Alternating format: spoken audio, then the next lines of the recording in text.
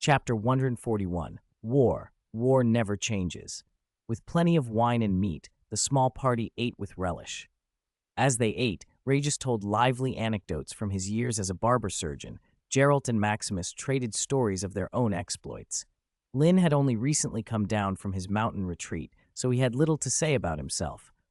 But he was a born storyteller, and when he turned his attention to others' tales, even the centuries-old vampire's narrative skill could not match his. Linn casually recounted part of the plot from A Song of Ice and Fire, and the others listened, rapt. When he reached the end of the first book, King Robert's death, Eddard Stark's failed coup and betrayal, his eventual decision to humble himself and submit to his enemies, and then his execution, Maximus lost his temper.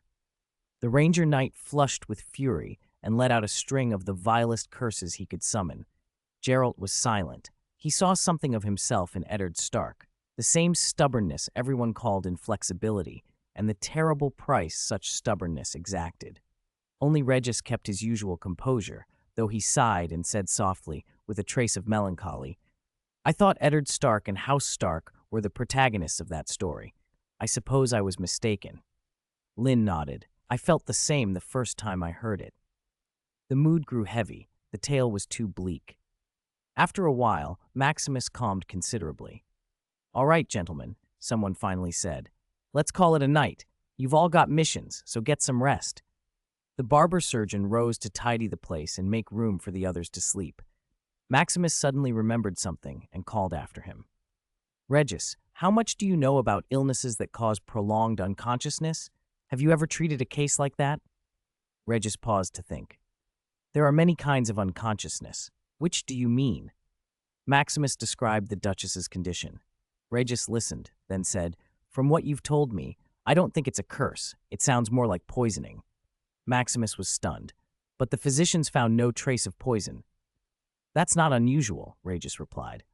"Even experienced doctors can't name every poison. The elves who once ruled these lands had an extensive knowledge of toxins. Of course, that's speculation on my part. Take it as such." "You're too modest," Maximus said, and then, impulsively, "Regis, would you join our party? If anyone can determine what poisoned the Duchess, it might be you." Regis smiled and accepted almost at once. "I must admit I'm curious about your journey. Very well, I will travel with you."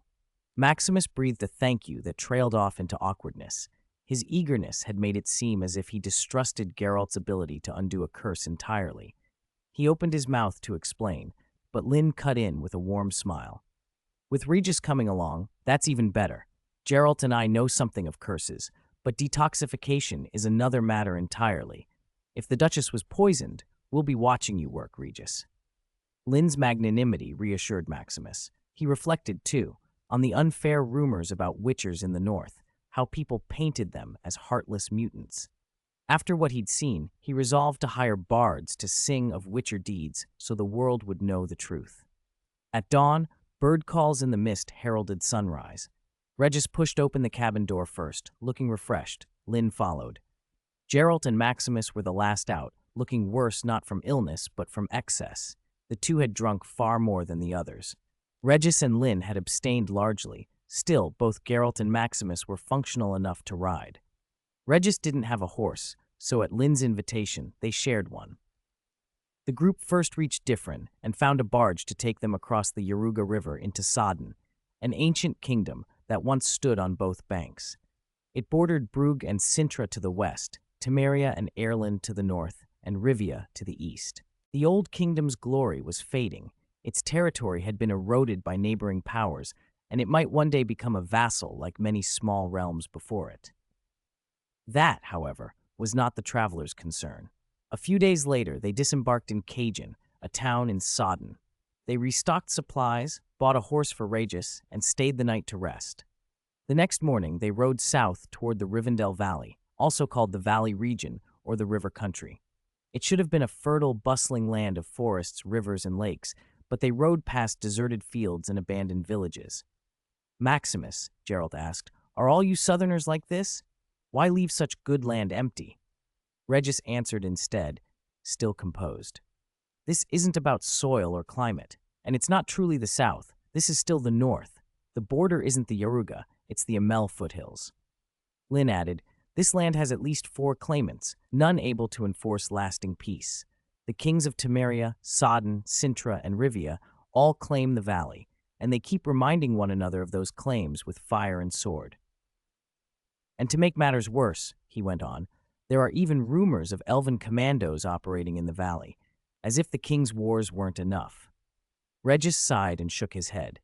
"The ambitions of the upper classes are paid for with the lives of the lower. Politics has always been like that, and probably always will be. Nothing changes. Thanks to friends who voted monthly and sent recommendation tickets. Thank you for your support." Chapter 142, A Lost Nail. Wounded a knight, a lost war, destroyed a country.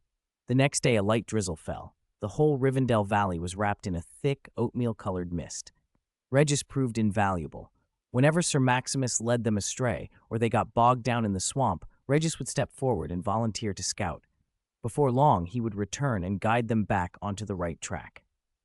Sir Maximus was grateful and puzzled. How could an unarmed barber surgeon know the Rivendell Valley south of the Yaruga River so well? He moved like a local. Out of courtesy and the habits of a knight, Maximus kept his doubts to himself. Linn, however, knew the truth. It wasn't ordinary familiarity with the terrain. Regis possessed abilities ordinary men did not. He was a high-level vampire and could disperse into a mist. Finding a path as a cloud was naturally far more efficient. Despite the damp, marshy wilderness, leaving almost no dry ground, the group did not encounter a single monster. At night they heard ghouls' roars and banshees' wails. Pale will-o'-the-wisps drifted among the reeds, but there was no real trouble. They spent 5 days crossing Rivendell, and when they finally emerged from the wet tangle, the rain stopped. Wind blew the mist away and sunlight pierced the clouds, turning the snow-capped peaks to a glittering white. The ice-choked ridges to the south were the Amel Mountains. Dominating that forbidding range rose Devil's Peak, Mount Gorgon, a jagged obelisk that towered over the other summits. The Amels split the continent in two. Northerners heading south either left from Sintra and took the Marnadal Valley, or, as Linn's party had, crossed the Amel Mountains directly.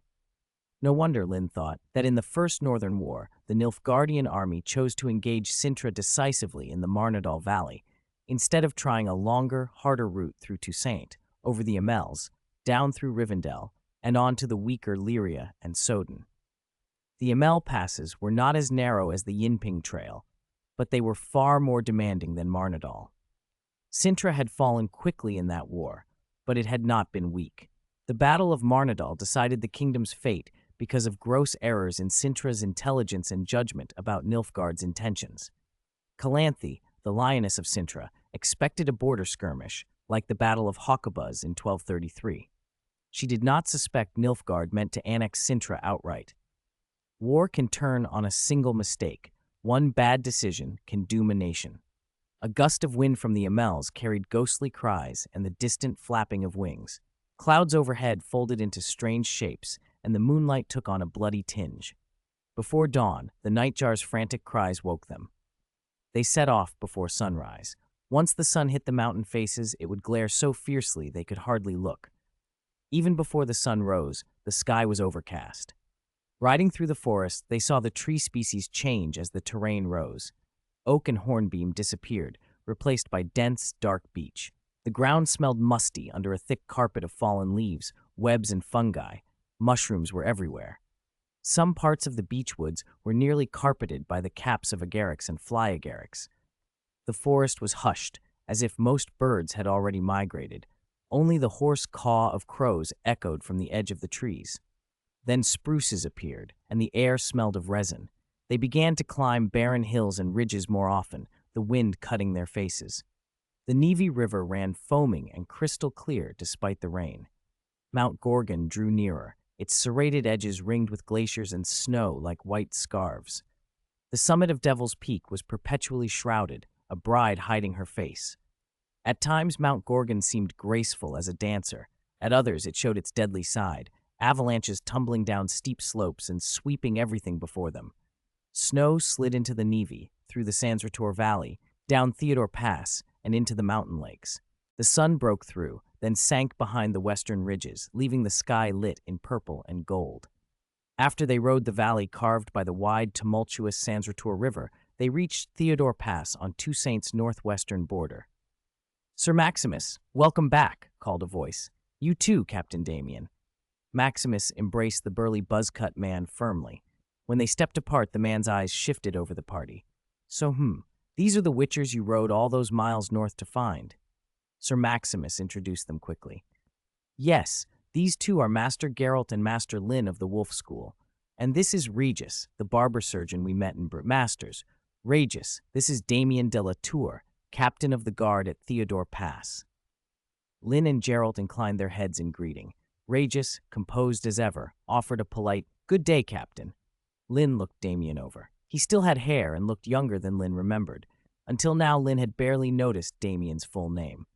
The particle "de" marked noble birth in Toussaint, Damien de la Tour, Damien of the noble Tour family.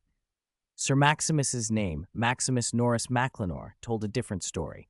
His given name was Maximus, Maclenor was the family name, and Norris was his father's name, a patronymic rather than a title. He had no fief, no noble day to prepend. The names told their places in the world. Chapter 143, Wine is Sacred. "I presume Sir Maximus has already told you about the Duchess's situation. I am Damien de la Tour. Thank you for coming." Damien bowed to the assembled group. Everyone returned the bow. "You have traveled far and should have been allowed to rest, with escorts sent to Beauclair tomorrow. Unfortunately, we've run into a thorny problem." "I've heard Witchers are good at tracking. Is that true?" Linn asked. Damien looked at the Witchers with eager hope. Geralt and Linn exchanged a glance. Then Linn stepped forward to negotiate. "Depends how old the traces are. If they're only a few days old and haven't been deliberately cleaned, we might still make something of them." Damien's tense features eased a little, but his tone remained grave. "There have been multiple severe disappearances across Toussaint recently. Hundreds are missing. The situation is dire. Toussaint is gripped by fear. Even traveling merchants have been avoiding us. If merchants won't carry Toussaint's wines to other parts of the continent, the vineyards will suffer, the economy will take a heavy blow, and a string of unpredictable consequences will follow." Linn frowned. The situation was worse than she'd expected. "Have you found anything?" "There must be witnesses." Damien's face went stony. "If there were witnesses, we wouldn't still be unsure whether the bastard is male or female." "I know both masters are tired from the journey," Damien continued, "but I beg you to endure a little longer. Come and see the crime scene we found yesterday. Any clue, no matter how small, could be a breakthrough." They had already come this far. Linn and Geralt could not refuse. It would take little time to look. "Very well, Captain. Lead the way." As they left the pass and drew near the site of the attack, Linn suddenly asked, "Captain, you didn't leave anyone to guard the scene." Damien blinked in surprise. "We buried the bodies on site. Only a caravan and its goods remain. Who would be interested in those?" Linn fell silent and looked at Geralt. He had noticed the same thing. Both Witchers moved as one, drawing their steel blades from their backs and charging forward like a pair of hunting wolves. Damien and Maximus lagged a beat behind before they realized the Witchers had seen something they'd missed and hurried to lead the soldiers in pursuit. A caravan sat abandoned on the forest track. Several arrows were embedded in its side. Scavengers rifled through its crates. After Damien and his men had buried the dead yesterday, they'd left, and the scavengers had come, drawn by the caravan's shining, forgotten goods. When the scavengers saw two Witchers with steel swords and the duchy guard close behind, they panicked and scattered. Still, they clung to the loot. Damien ordered his soldiers to split up and pursue. The scavengers were gaunt and weak from poor diets, so the armored men quickly overtook them. "Master, have mercy. Please, have pity. We won't do it again. Everything is yours." Surrounded, the scavengers begged. Damien's face darkened. Even without understanding Witcher methods, he knew the scene had been ruined. With these people tearing through the site, what clues could remain? He gripped his sword hilt and barked, "You are not from Toussaint. Where are you from? Speak!" Toussaint had not suffered natural disaster or war in recent years. There had been plenty and relative peace. Even with the recent disappearances, no village had been razed. These scavengers were clearly not local. They were refugees. The men exchanged frightened looks, but no one answered until Sir Maximus, standing nearby, softened his voice. If you confess and cooperate, we may be lenient. If you refuse, we'll have no choice but to treat you as bandits and send you to the gallows. A thin man who seemed the leader quickly blurted, I'll speak, Sir Knight. We are not from Toussaint. We're refugees from Nos. Maximus's eyes narrowed as he put the pieces together. He explained quietly to the group as they gathered. Before 1232, Nos was an independent kingdom. Later it was annexed by Nilfgaard and turned into a province. Nobles and anyone who resisted were killed, fled, or enslaved. The conquered land was parceled out to Nilfgaard's officers and collaborators. He went on. The Nilfgaard Empire, despite its might, grew rapidly by conquest. What they didn't absorb willingly, they took by force, just as they did with Nos. But surrendering to Nilfgaard doesn't guarantee mercy. Letting collaborators live isn't kindness. It's a tactic to maintain control and exploit the locals. To Nilfgaard, occupied provinces are colonies. No investment, no planning, only plunder. That's why uprisings are common in regions they occupy. The words hung in the air as the soldiers began to question the refugees more thoroughly. The Witchers watched, their blades sheathed again for the moment, and the little group's attention returned to the ruined caravan and the trail of disturbances that might still, if they were lucky, yield a useful clue. Maximus noticed the scavengers' hands were rough and calloused, but not from hoes or plows. Those calluses weren't the kind farmers got. In an instant, he understood who these people likely were. There had been talk of a massive, unprecedented uprising in Nos not long ago. It began in the provincial capital and swept through the whole province. Nilfgaard had to commit the Alba Division, the 2nd Vicovaro Brigade, and the 7th Daerlin Cavalry Brigade. It took them 11 months to smash the rebellion. Afterwards, the reprisals were said to be merciless. Guillotines set up in every city, town, and village in Nos. In the capital, heads fell and blood ran in gutters. Innocent civilians who had not joined the revolt were executed. Those captured from the great national army who'd resisted Nilfgaard were crucified along the road from the capital to the border. The scene at the camp looked like the dying embers of that army. Maximus sighed. Captain Damien, let them go. They're pitiful folks. Damien's hands tightened on his sword. He wanted to cut them down. If those scavengers had anything to do with what he was investigating, important leads might be lost. But the chivalric code forbade slaughtering unarmed civilians on the spot. They couldn't be left to go free either. They needed to be taken to jail and made to answer for themselves. Meanwhile, the two Witchers working the scene had found another clue, not footprints, but a scent. Linn bent down and picked up a torn scrap of cloth snagged on the side of the caravan. It looked like a remnant of a knight's surcoat, yanked free in haste. He sniffed it carefully, then handed it to Geralt. The Witcher sniffed as well. There was a faint lingering smell of wine. Neither Witcher was a master sommelier. They couldn't say what kind of wine by scent alone. Linn, however, had an idea. Every vineyard in Toussaint has a unique bouquet, he said.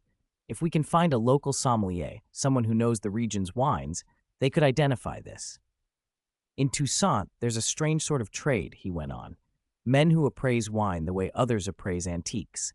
A practiced nose can tell a vineyard and a vintage from a single sniff. Linn walked over to where Maximus and Damien stood with the detained scavengers. Sir Maximus, Captain Damien, we found this. Both men looked up. Really? This bit of cloth still smells of wine. If we can find a sommelier, we might be able to trace it to the source. Linn handed the scrap to Maximus. The Ranger Knight took it and sniffed. He took another, deeper inhale, and his face changed. Disbelief, memory, something like pain flitted over his features.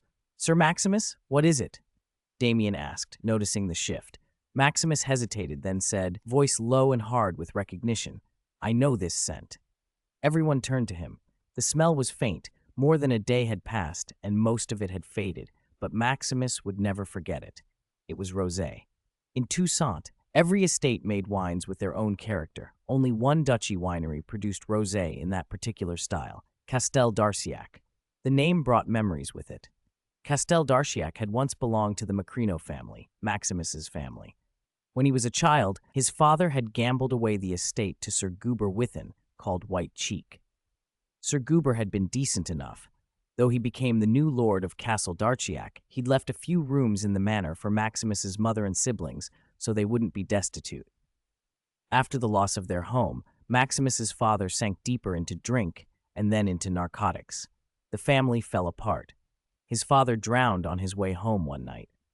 His mother could not bear one blow after another and soon died too. Maximus lived under another's roof until he was 12, then left Castel Darchiac to become a squire to a different ranger knight.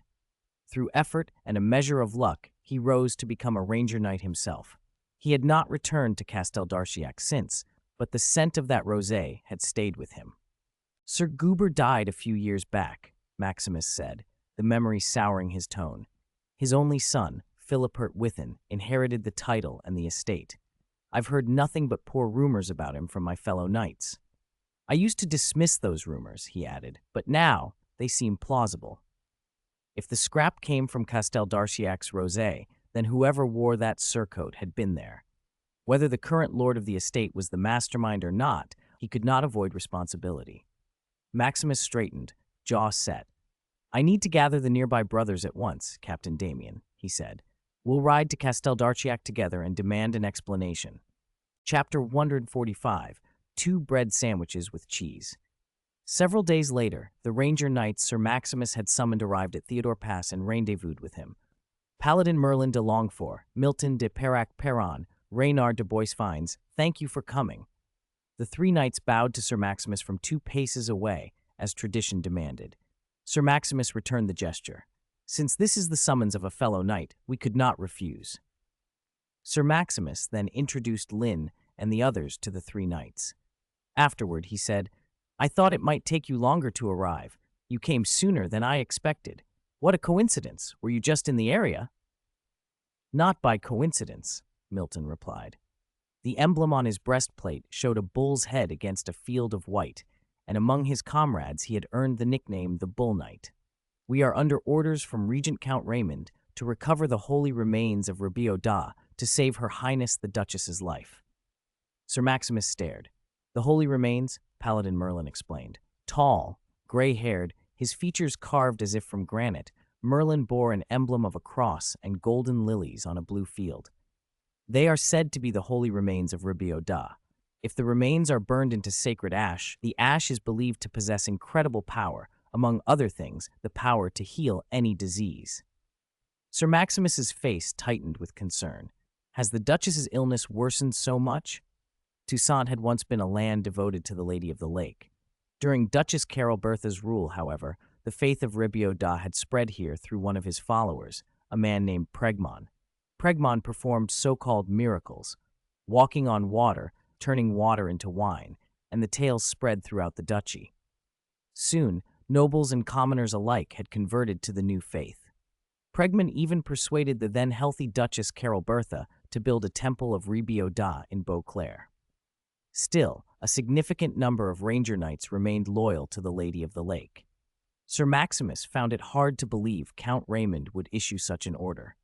Pregmon must have advised Count Raymond. He told the Count the holy remains of Rebio Da are entombed in a stone coffin in Novigrad.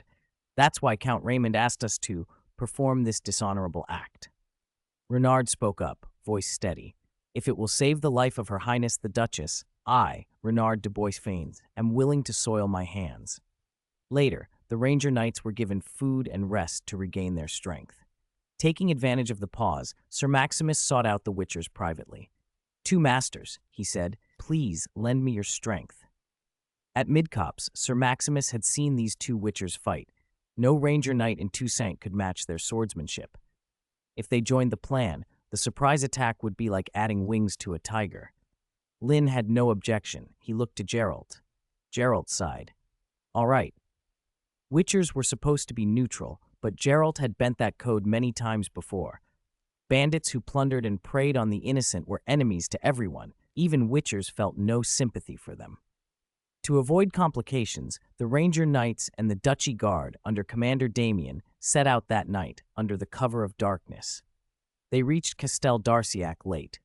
Commander Damien let the soldiers rest briefly, then gathered the Ranger Knights and the 2 witchers apart from the men. Once the soldiers have recovered, we attack at once. Sir Maximus countered. I think we should give Sir Philibert Whitton a chance. Even a thief can defend himself, let alone a knight. Perhaps there are extenuating circumstances. Commander Damien, bred and trained to command, had a different view. Whatever his difficulties, they do not excuse crimes within Toussaint. He has betrayed his honor and the Duchess's trust. Paladin Merlin, who felt pity for the accused, sided with Sir Maximus. We are ranger knights, not bandit knights. Even if we must pass sentence of death, we should let them understand why they die. If we rush in, kill everyone we see, and burn every house, what makes us different from bandits? Sir Maximus asked. With both sides at an impasse, Linn stepped in. Commander Damien, Sir Maximus, sirs, I have a suggestion. No matter what you decide, I believe we should flank them, Linn said, his gaze sweeping toward Castel d'Archiac, dim in the night. The estate sprawled over a fair area. It was not a fortress, of course. A handful of ranger knights with their armed squires and more than 100 duchy guard could flatten it. But handled poorly, the assault might breed future tragedy. Linn fixed his eyes on Damien, then on Sir Maximus. You all go to the front and knock on the door. Geralt and I will circle to the back. If negotiations fail, we'll strike from both front and rear and crush these criminals where they stand. Philibert Whitton, in this moment, was no feared bandit lord of Corvo Bianco. With his meager force, he might have been able to hold his own, especially if Geralt were not present. Any army subjected to a rear charge or flanking maneuver would collapse. A gang of brigands was even less likely to withstand it. Damien looked impressed. Then I'll send a few soldiers with you. No need, Commander. Linn waved him off. Your soldiers wear armor. The clinking will give us away. Don't worry. 2 witchers are more than enough for a mere band of brigands. Thanks to friends who voted with monthly and recommendation tickets. Thank you for your support. Chapter 146. When a car loses control while going downhill, someone should step on the accelerator. We might be in deep trouble, one bandit muttered, scraping dried filth from between the flagstones with the butt of his spear. I heard a whole lot of ranger knights were summoned to Beauclair and then sent out in squads. It's because of us. Those tin-headed nobles, full of honor and chivalry, are going to surround us. Another spat and added, everyone knows those rangers can't abide a speck of dust in their eyes. If they find out we're behind the disappearances that have unnerved the duchy. Don't be a fool, a third bandit snapped, waving a hand as if to dismiss him. Those rangers didn't gather in Beauclair over small fry like us. He yawned. I heard the Duchess is on her last legs. They're just swearing fealty to the new master. Who? Another asked. How would I know? The third replied. Besides, what's it to me? Why worry so much? Just stick with Lord Philibert, eat and drink well, and that's it. If the sky falls, Lord Philibert will hold it up for us. What have you got to fear? Then the vineyard alarm bell began to clang violently, shrill and urgent. The 3 men jumped as if stung. They exchanged looks and ran for the single watchtower, shouting up, What's happening? People, many people, the sentry called down. The first bandit scrambled up the ladder and followed the watchman's finger. Hundreds of torches burned in the open space outside the main gate. The light glinted off armor. He nearly slid off the platform. See, I told you. They found out. They're coming to attack. The third bandit slapped him across the back of the head. Shut your crow's mouth. If Lord Philibert hears you blabbing, he'll cut it off before those fanatical rangers have a chance. Large numbers of duchy guard and several ranger knights with their armed men? How did they find out? Philibert muttered as he slid a helmet onto his head and strapped his sword away. Panic gnawed at him. Maybe I should slip out the back before they break in. But if I leave, that rabble will scatter, and I won't get far.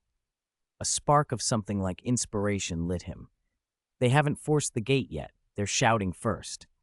That could mean they aren't certain he's involved, or their blasted chivalry is making them give voice to accusations before acting.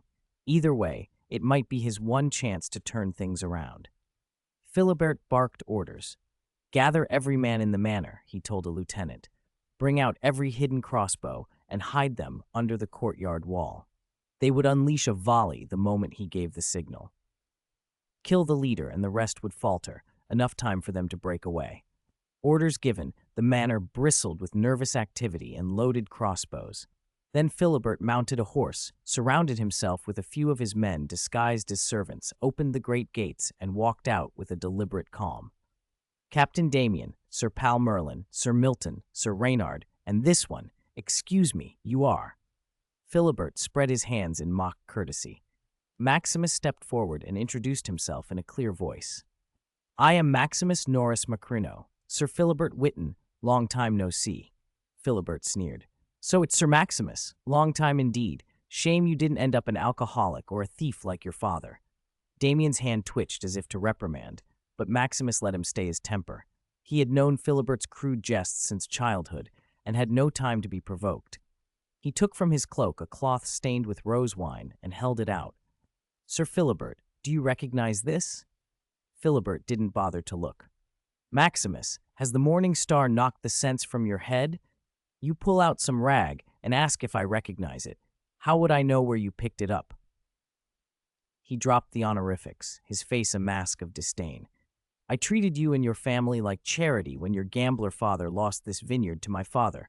We took you in so you wouldn't be homeless. And now you repay us by accusing a knight sworn to the Duchess with a scrap of country cloth. Maximus raised his voice so the men around could hear. This cloth was found on a caravan attacked the day before yesterday. The smell of rose wine is still on it, and as far as I know, rose wine only comes from... Philibert cut him off angrily and launched into a show of wounded pride. Maximus, don't go too far. If the Duchess were here, of course she could order a search, but why should I let you, strangers, into my house? Pal Merlin pushed his horse forward a step. In the duchy ruled by the glorious Duchess, no innocent man will be wronged and no guilty man unpunished. Sir Philibert, if you are truly innocent, allow us to search and clear your name. Philibert snorted coldly. Damien, who until then had been cautious, uncertain whether Maximus might be mistaken, now watched the knight's refusal and arrogance harden. He had the sinking certainty Philibert was hiding something. Sir Philibert, Damien said, stepping forward, I am Damien de la Tour. By the order of Regent Earl Raymond, I am investigating the disappearances. I have the authority to search any land within the duchy, including knight estates. Refusal is a breach of duchy law and the regent's orders. I advise you to cooperate. Philibert flared red with feigned indignation. If the Duchess knew a knight sworn to her suffered such an insult, his voice rose in outraged tone, but his small, darting eyes showed true anxiety. If you have already judged me guilty, he continued, then I demand trial by combat. My champion will be your accuser, Maximus. The courtyard went quiet, every man watching to see whether Maximus would accept the challenge. Chapter 147. Kill them all. In Toussaint, disputes were often settled by trial by combat. Two parties fought to the death, no interference allowed, and only the survivor could claim victory. Philibert preferred that method to letting them search his estate. It was obvious to everyone now that he was wholly culpable, but in Toussaint, the trial by combat was as sacred as a vintage. Once proposed, it could not be refused. Maximus was silent a moment, then nodded. Very well, if you insist. Both sides fell back to give them room. Philibert took up his longsword and accepted a shield from a thug disguised as a servant. Maximus mirrored him. They closed until their faces were plain to each other. I'm going to kill you, Maximus, Philibert spat. You shameless dog, you ungrateful son of a bitch. I'll make you regret crossing me. Maximus answered with a cold calm the words could not match. Like two predators at a signal, they lunged. Swords met with ringing strikes, separated, then rang again. So many clashes that no one could count the rounds, only the shower of sparks. In the end, Maximus won. He parried once more, exploited Philibert's numb arm, and knocked the sword from his hand. A finger flew away with it, blood splattering. Maximus kicked into Philibert's exposed stomach and sent him to the ground. Philibert reached for his blade, but Maximus's iron-booted foot pinned it firmly. Kill me. Philibert snarled even then. If you've got the guts, kill me. You lost, Philibert, Maximus said. I won't kill you. For your father's sake, he once took in my family. I'll spare your life. But you are no longer a knight. You have lost your honor. Leave Toussaint and never return. Maximus stepped back, convinced it was over. Philibert's reply was a scream, animal and frantic. Kill them! Kill them all! A row of bandits behind the courtyard wall hurled themselves into action, crossbows raised. "Take cover!" Captain Damien's shout came just as the crossbows twanged and bolts hissed through the night. The courtyard erupted, horses reared, men shouted, crossbow bolts struck shields and armor. The ranger knights and their retainers raised their shields in time, but 3 Duchy Guard soldiers were hit in that first volley. Philibert laughed in triumph, then silence fell across his face. The bandits had fired a single volley. Before they could reload, rain-like arrows descended upon them from the dark, precise, deadly, every shot finding its mark. Some bandits fumbled to return fire, but their hands shook and their aim failed. A blade of silver light, an arrow glinting as it flew, punctured one, pinning him to the wall. Before they had any idea who struck them, more than half the attackers were sprawled dead. The rest broke. Crossbows clattered to the ground as the survivors scrambled over the courtyard wall and ran toward the Duchy Guard and Ranger Knights, hands raised in surrender. Philibert tried to mount and ride for his life, but he hadn't gone far before a silver bolt flashed from within the estate and struck him in the chest. He didn't even groan. He toppled from his horse like a puppet with its strings cut, hitting the earth with a terrible thud. From the watchtower in the vineyard, Linn lowered his Kovir longbow only after he was sure there were no more resisting enemies. They swept the estate.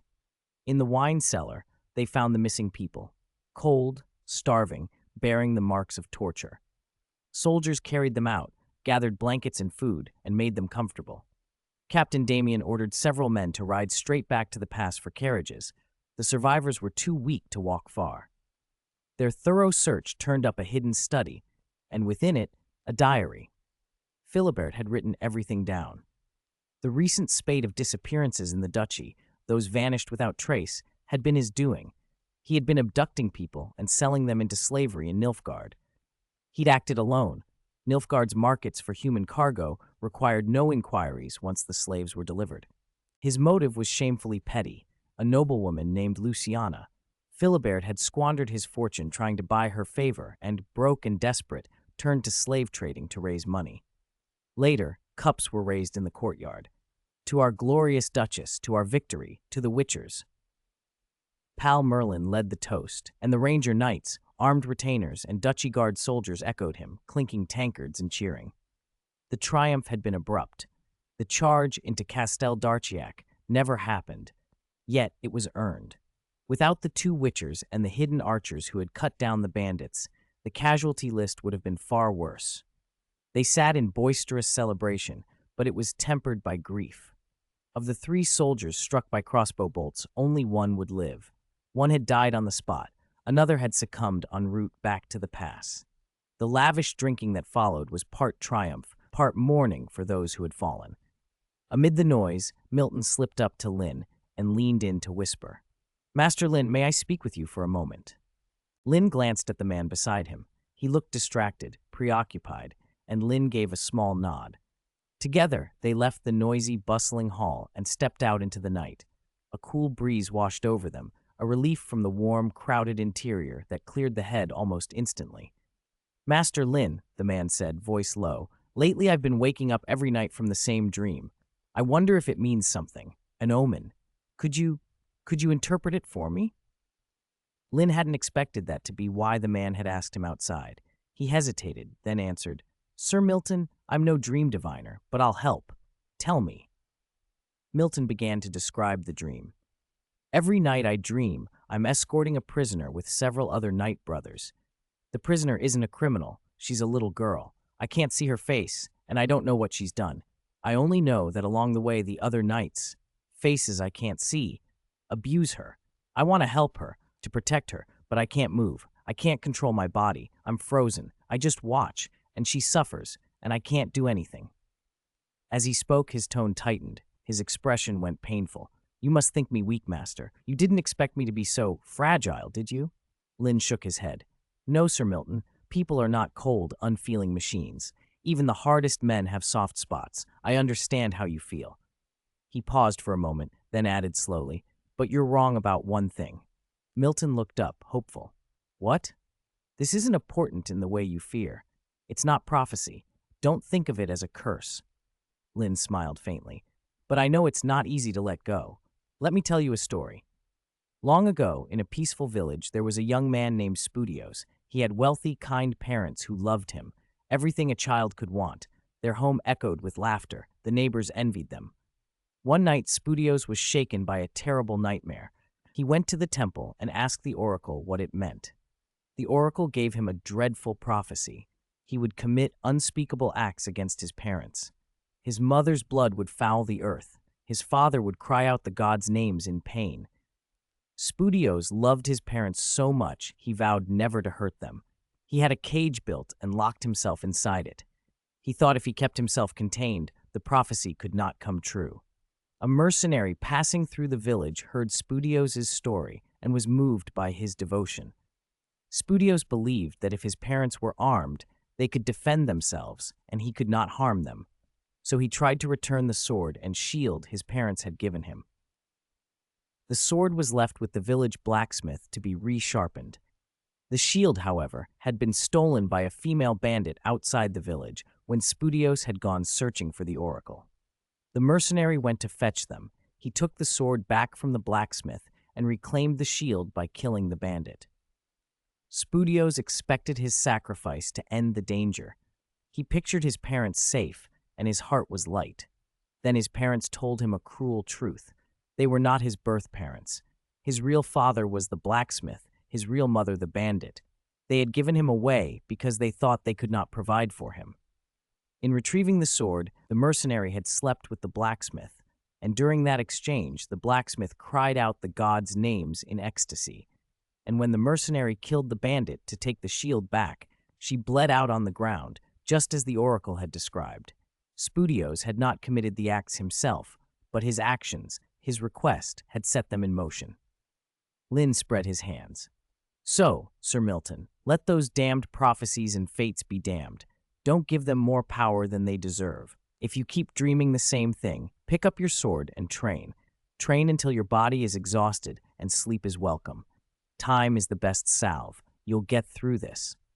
Milton's shoulders loosened. Thank you, Master Linn. I think I understand. Linn watched the bull knight turn and walk back toward the hall and let out a quiet sigh. He knew his words were a partial kindness. Milton's dream was not merely a dream. On another timeline, Milton had watched exactly what he described and been helpless to stop it. But Linn had come to Toussaint to change things, not only for Duchess Carol Bertha, but to prevent those tragedies as well. Now that he was here, he could alter that course. He didn't return to the noisy company inside. He kept walking until he reached the row of cells. A guard noticed him approaching and tensed, hand on his spear. When Linn came close enough to be clearly seen, the guard bowed quickly. My apologies, Master. Forgive my rudeness. I didn't see that it was you. Spudios is a side quest in Assassin's Creed Odyssey. It has to be said the Greeks are open-minded. Almost every NPC seems to have a romance option. The author even has a friend who romanced their way through the entire game. Linn smiled at him. Such a fine night. Why not go for a drink? The guard hesitated. The Witcher's words had clearly swayed him, but he still shook his head. No, I'm supposed to keep watch over these prisoners. It's fine. I'll take your shift. But, Linn glanced toward the other men and spoke slowly. They aren't murderers, just a band of scavengers whose homes were destroyed and who fled to Toussaint. What are they accused of? Tampering with evidence at a crime scene. That's a light offense compared to theft, isn't it? And the missing persons case tied to this was already wrapped up. Captain Damien will only hold them a few more days, then let them go. Do you think they'll wait that long, or risk being pursued and try to escape? If it were you, what would you do? The guard wasn't stupid. Linn only had to say it once for him to understand. He also understood, more vaguely, that this young northern witcher had some business with the refugees. Though what connection a witcher from the north could have to fugitives from Nos, he didn't know. But that was none of his concern. Toussaint valued honor and knighthood, but its people were not fools. Human relations were what they were. All right, I'll leave them to you, Master. Once the guard walked away, Linn took food and water from his runic satchel and offered them through the bars. No one reached out. He set the provisions on the floor. Eat. If the guard comes back and finds all this untouched, what do you think he'll conclude? The refugees exchanged looks. When one tentative hand closed on a piece of bread, the rest followed. The little food Linn had left was quickly divided and devoured. They were starving. The Duchy Guard did not usually abuse prisoners, but they did not tend them either. To prevent uprisings, inmates were kept at the edge of hunger, not to die, but to lack the strength to resist. Watching them lick their fingers and still want more, Linn folded his arms and smiled. I know who you are, and you know I'm not asking out of pure charity. Since none of us are entirely honest, let's be frank. I want you to work for me. A man scoffed from inside the cell. Why would we? Linn did not flare at the challenge. Because I'm on this side of the bars and you're on the other. You're from the Nas Grand National Army, aren't you? Don't deny it. I heard there was a great uprising in Nas not long ago. But it was crushed by Nilfgaard. Your Grand National Army has vanished like snowflakes. All resistance in Nas has gone quiet. You failed utterly. What Linn said was true. The uprising wasn't mentioned in the novels or in the parts of the game seen through Geralt's eyes, but that didn't stop him from catching up on the wider world after arriving in Toussaint. The source material could only show so much. Many events unfolded beyond the White Wolf's view. So what? Another prisoner snapped. As long as we keep fighting, there's hope. Linn applauded. Good line. So long as there's breath, the fight continues. But your actions don't match those words. Do you mean by fighting petty theft that gets you nabbed by the Duchy Guard and thrown in a cell? The prisoners stirred, anger rising, but someone hushed them. What do you want? Linn repeated plainly. Work for me. When they still said nothing, his smile thinned. You heard my talk with the guard. Captain Damien will release you in a few days. Then what? What can you do in Toussaint? Work the fields for a baron? Beg in Beauclair? You can hardly survive here, much less think of striking back at Nas. Do you think with just the two of you, you can defeat Nilfgaard? From the depths of the cell, a sullen voice answered, Maybe you're right. With only us, Nas can't be free. But you're just a witcher. What could you possibly do? The prisoners parted a little, and a woman with a scar across her face stepped forward. She sat down opposite Linn and met his gaze without flinching. Are you trying to be our leader? She nodded once. Name's Francis Drake. Call me Drake. Linn glanced at her ears. I never took any human for someone who would accept elven leadership. Drake held up 2 fingers. First, I'm a half-elf. My elven father abandoned me. It was my human mother and other human companions who took me in. I swore to repay them 100-fold. Second, you still haven't answered my question. There are things I can do, Linn said calmly. Things you wouldn't dare imagine, and things you can't imagine yet. Drake looked unconvinced. Anyone can brag. Then see for yourself. Linn tossed out a coin purse. Drake caught it reflexively and felt the weight before opening it. Inside was a full pouch of gold coins, at least 100 crowns. Enough to show my sincerity? When you truly work for me, I'll give you more. Linn left satisfied. The refugees were reluctant, but even they had to admit his point. They might scrape by in Toussaint, but returning to Nas, to their homeland, was a dream that, as things stood, would probably never be realized. So after thinking it over, their leader Drake agreed to follow Linn to see the things they dared not imagine. What Linn hadn't expected was that these refugees were not just rank-and-file soldiers of the Nas Grand National Army. They were also secret operatives of Nas's intelligence organization, the Syndicate. And Francis Drake was the Syndicate's leader. Thanks to everyone who voted and recommended. Thank you for your support. Chapter 150, The Two Sides Fully Exchanged Views in a Cordial and Friendly Atmosphere. The night breeze was soft and cool. Linn stepped away from the place where the prisoners were held, walked for a while under the clear moonlight, paused, looked back and smiled. Regis, I didn't expect you to have the bad habit of eavesdropping, he said. The barber surgeon stepped out of the shadows.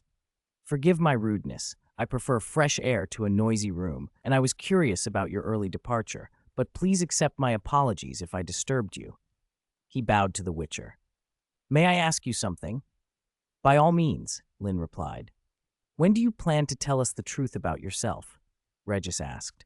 Not the simple disguise of a barber surgeon, but the deeper truth, that you're a higher vampire. Linn blinked, feeling the temperature seem to drop. an illusion of the Witcher's presence, he realized. Regis's face showed no fangs, only that same gentle, courteous smile. You found out? How did you? A barber surgeon who frequents cemeteries at night and lives alone far from people is naturally suspicious, Regis interrupted. Of course I have more direct evidence. Linn glanced down at Regis's feet. You have no shadow, Regis chuckled. I thought I had hidden myself well enough. Witcher's observation skills are sharp indeed. No wonder they make professional monster slayers. So, Regis continued, amusement in his tone, what will you do now? Will you hunt me, the monster, for the good of humanity, or will you spare me and let me flee in disgrace? Linn shook his head. You don't need to flee, and I won't attack you. You came to help Duchess Carolbertha. I won't turn you away. Regis's brow rose. I thought Witchers killed monsters. I can't speak for all Witchers, Linn said. Geralt and I only kill monsters that harm people. The higher vampire hesitated. Chef, but aren't you worried? A higher vampire living among humans might suddenly bare its fangs, leave clear bite marks on your necks. You haven't drunk blood for many years, have you? Linn cut in. Regis looked genuinely surprised. You know that too? He studied Linn, frowning. You look no older than 16 at most. Witchers can delay aging, not change appearance like sorcerers. You have neither pointed ears nor a beard, so you're not an elf or a dwarf. Could you be one of my kind? Linn smiled. I'm not a higher vampire, Regis. I'm a witcher. He paused, then added with a half-jest, You could call me a prophet. Regis, who always presented himself as composed and learned, was momentarily taken aback. He hid it poorly, showing an almost incredulous expression. Linn expected Regis not to believe him. The Witcher's youthful appearance didn't help, but he continued regardless. You have two of your kind in Toussaint, in Beauclair specifically, Linn said. One is Oriana, a noblewoman with a penchant for collecting. The other is Detlef. Regis bowed slightly. What an honor, to meet a prophet among Witchers. Keep it quiet, Regis, Linn said with a small smile. I don't want to draw attention. Both Detlef and Oriana are complicated, he added. Detlef and you belong to the abstinent faction, so I don't consider you monsters. Oriana drinks blood, but she only takes it from the orphans she cares for. Without her, those children would have died in some ditch. She's never killed anyone by bleeding them dry. In the eyes of the fundamentalists, she may be a monster, Linn went on, but in this rotten world, she's not so black and white. We should stop pretending everything is simple. I'm glad there are no secrets between us now, he concluded, but you should tell Geralt soon. He doesn't like being kept in the dark. The next day, everyone went their separate ways. Pal Merlin, Milton, and Reynard were set to depart for Novigrad as part of a small detachment. Regent Count Raymond had divided the Ranger Knights into many small teams and sent them north in staggered groups through Theodore Pass and Marnadal Valley. Before they left, Linn advised them to act carefully. Once you reach Novigrad, don't do anything rash, he told them. Come to my villa in the Upper District first. If I cure the Duchess, I can send a message via sound transmission box to Triss, who can then open a portal for you. I don't want you to rush into something foolish. Maximus wanted to go with his fellow knights, but he was bound by his promise to take Linn to Beauclair and could not leave. Damien had planned to send a squad of soldiers, but Linn declined. Toussaint's forces were stretched thin. With the Ranger Knights moving north, the duchy's internal security would have to rely on the Duchess Guard. Having Maximus lead them was enough. They left the pass and headed for Beauclair. Linn's suggestion about telling Geralt had been heeded. Regis had taken Geralt into the woods at noon to explain. Not long after, loud voices erupted from among the trees. Linn listened. The argument grew heated, but contained no alchemy explosions, no signs, no clashing of silver against claws. That, at least, was a relief. Maximus started to check on them, but Linn stopped him. After a while, the pair returned. Regis wore his usual polite expression. Geralt's face was as stormy as Velen's skies. You knew all along? The White Wolf demanded. He halted, glanced at Maximus, who an instant later walked away muttering to himself, Ah, what a perfectly grown fir tree, so typical of Toussaint, full of fine qualities. Geralt let out a breath. He looked ready to continue his interrogation when Linn interrupted with a gentle smile. It seems you two have fully exchanged views in a cordial and friendly atmosphere. Regis smiled in agreement. Indeed, Geralt shot Linn a glare. Whose side are you on? I stand on the side of truth, Linn said. I won't draw my sword, Geralt muttered after a moment. Regis doesn't smell of blood. Linn spread his hands. So that's settled. We're friends again. Geralt stared. You don't resent it at all? Linn's expression was puzzled. Why would I resent it? Because he's a higher vampire? Geralt, if you look at the world through a filthy window, you'll only ever see filth. Geralt fell silent. Linn clapped a hand on his shoulder, speaking with the calm authority he'd acquired from a previous life. Don't let your emotions get the better of you. You can have feelings about Regis, but don't let them affect your work. Be strict with yourself. They set off again, and Geralt, grumbling, said, Wait, why are you lecturing me now? Chapter 51, Falling Leaves. Bring a message from the Viper School. Travelers from the northern realms, upon crossing into Toussaint, feel as if they've stepped into a fairy tale. Bad weather does not exist here. Even winter is clear and cloudless. Only gentle breezes touch the cheek. Biting winds are unknown. Hunger becomes a meaningless word, for the forests and orchards yield abundant, juicy fruit year-round. Loneliness vanishes. Everyone in the duchy treats strangers like long-lost friends. There are no stagnant pools of boredom or unease. Toussaint's fine wines flow as if they were rivers. Music never ceases, and the air is full of birdsong and the graceful singing and dancing of beautiful maidens. When a handsome knight calls, a maiden is not stingy with her charm. The capital, Beauclair, is an architectural marvel built among ancient elven ruins. Delicate towers, intricately carved bas-reliefs, and mysterious relics. Only the rare black sun on a dark banner and the gold and black trim on pristine buildings remind visitors that this fairy tale land is, in fact, a vassal of Nilfgaard. From the duchy born from fantasy, Toussaint. Is this Beauclair? Linn asked. He, Geralt, Regis, and Maximus rode slowly along the city's cobbled streets, savoring the bustle. Passers-by gave them no strange looks. The comfort and courtesy here outstripped what one found in the north. Coupled with Toussaint's pleasant climate, it was almost intoxicating. Linn sighed. If I didn't have so many things to do, I'd like to settle here. Maximus, riding at his side, grinned. If you ask the Duchess and the two masters cure her, I should think her grace would grant your wish. Linn nodded, then noticed a fashionable ready-to-wear shop along the street. Wait a moment. He dismounted and stepped inside. A shop assistant hurried forward, then paused in surprise when he saw Linn's unusual eye color. Still, in Toussaint people did not gossip about witchers, and Linn's noble bearing smoothed away the momentary hesitation. The assistant quickly resumed his professional smile. Good sir, how may I help you? Linn scanned the samples before answering slowly. I need a short cloak, a top, breeches, boots, and several of your most popular formal gowns, all in the best fabric. The wearer isn't here, but I have the measurements. Can you make them? Of course, the assistant said. Our tailors are among the finest in Beauclair. How long will it take? Pay a deposit, and you can collect the garments in a week with the balance. Linn paid the deposit and left. He'd picked out these clothes for Triss. He'd always been looked after by the sorceress and wanted to return the favor.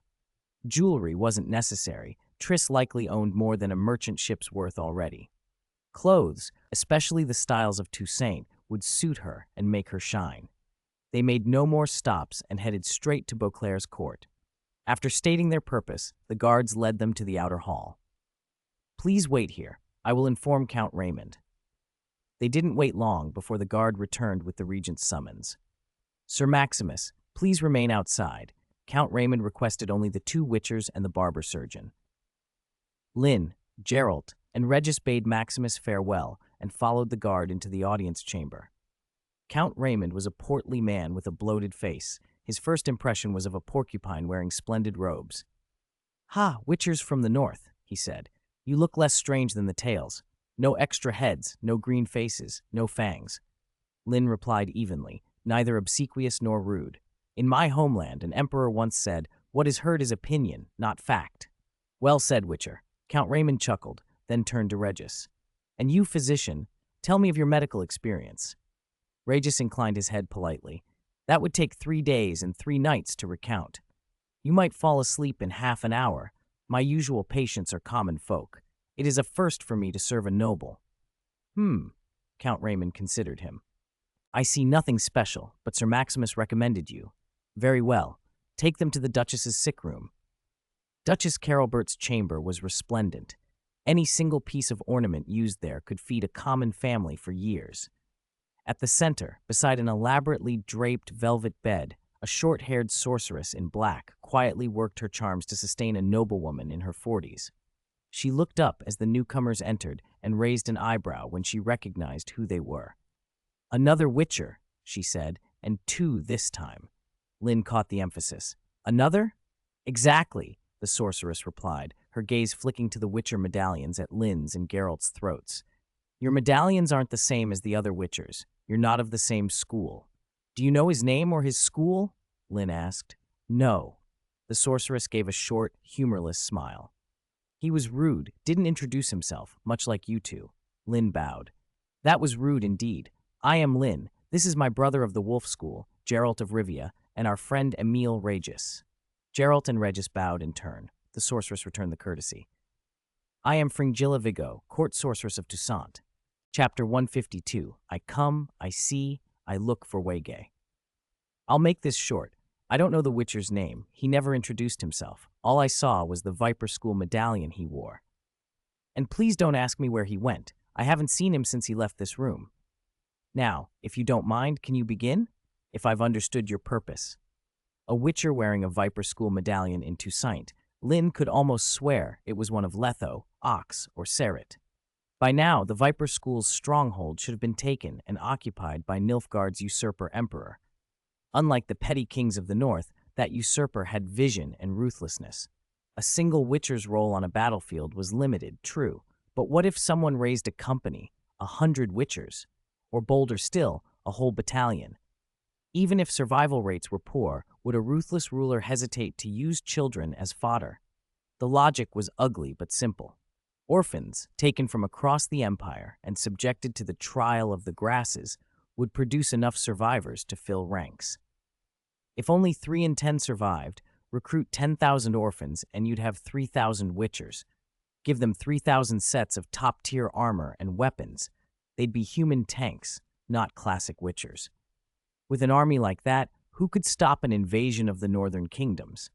The usurper thought along those lines and gave the Viper School a choice: join or be destroyed. The Viper School chose resistance, and then they lost their home. So it made sense that a Viper School Witcher might have heard about the Duchess's plight and come to investigate. But whatever he found was evidently worse than he expected. He'd left in haste. He might still be in Toussaint, or he might be gone. As Fringilla said earlier, that matter could be put aside for now. The three of them approached the Duchess's velvet bed. Linn studied the emaciated woman on the pallet. Duchess Carolbertha's face was streaked with black lines, as if she'd been taking too many mutagenic potions. It looked like severe poisoning. The Viper School, of course, specialized in toxins. If one of their Witchers had fled so quickly, perhaps the Duchess wasn't poisoned after all. And her appearance didn't match the classic signs of a curse either. When it came to curses, sorcerers usually had broader knowledge than Witchers. In the books, Geralt removed the curse from Princess Ada of King Foltest. But since Witcher's knowledge of curse lifting was partial, Ada could revert to monster form, and some nobles proved wicked enough to exploit that. If it wasn't poisoning and not a curse, then even Geralt and his kind were powerless. Regis? Linn asked, looking for someone who might still have a solution. Regis, the ancient vampire who had lived 4 centuries, was indeed their only hope. Many of Toussaint's and Nilfgaard's best physicians could not detect the cause, yet Regis had made a preliminary diagnosis less than 10 minutes after entering the room. Clearly, Regis said, this is caused by demonic power. In the audience hall, Count Raymond held a wineglass of Toussaint's finest, East of East, in one hand. After the servant's report, his face was calm as a placid lake. So they only stayed in the Duchess's chamber for less than 10 minutes before leaving in haste? Yes. They said nothing? The servant bowed. They only spoke with Fringilla. The very bald barber surgeon among them said something about the Duchess being afflicted by demonic power. The young Witcher then took another Witcher with milky white hair and the barber surgeon, and they left without looking back. The servant glanced up nervously. Even with Fringilla and Artorius trying to keep her alive, the Duchess grows thinner every day. It seems she has only a few days left. My lord, if the Duchess dies, and Anna Henrietta and Sienna are still young, a powerful noble will be needed to act as regent. Raymond's tolerance snapped. He slammed his wine glass down so hard it struck the servant's forehead. The goblet shattered, and wine mixed with blood. Not satisfied, he kicked the man sharply in the stomach.